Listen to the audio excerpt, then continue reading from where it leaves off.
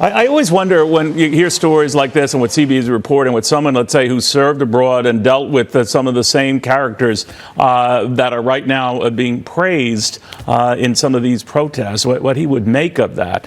Enter Brian Mast. Of course, you know him as a Florida congressman. In case some of you did not know, he served in Afghanistan and elsewhere, lost both legs in an IED explosion.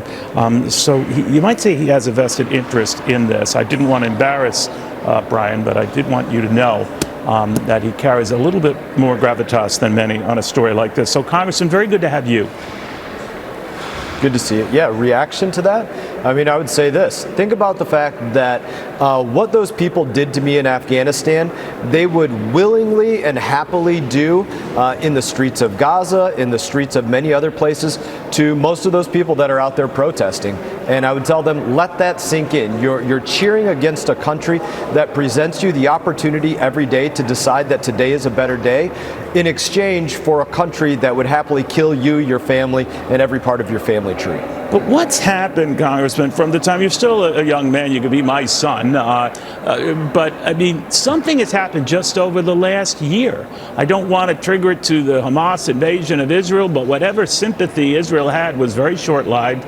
Even after the Iranian blitz attack on Israel over the weekend, these protests ensued. Some say timed to that.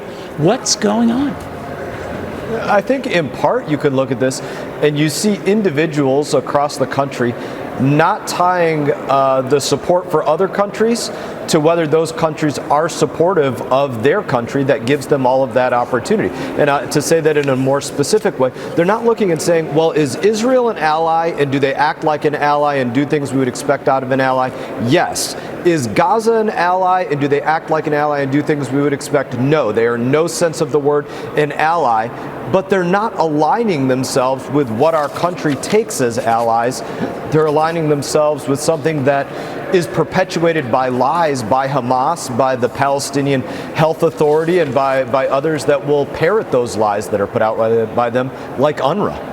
Congressman, what do you make of the fact that Israel is going to do what it's going to do in response to what the Iranians did, essentially telling the United States, not sharing anything thus far that we know of, and planning something?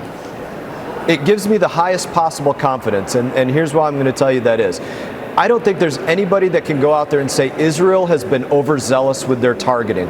When they hit Iran, they hit it tactically, strategically, specific targets at a specific time to minimize collateral damage. When they hit Gaza, even immediately following October 7th, it was calculated, it was planned. It was not a carpet bombing of Gaza looking to be indiscriminate. Everything that they do has a specific reason and purpose, and it's executed under the guise of the world is going to be against us no matter what, so let's at least be as careful as could possibly be expected out of anybody.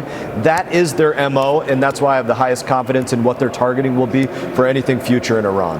Congressman, thank you again. Very good seeing you, and thank you for your service, sacrifice for this country. Hey everyone, thank you for watching this video. If you enjoyed the video, please click like and subscribe. I will be back on YouTube with more exclusive content, so stay tuned.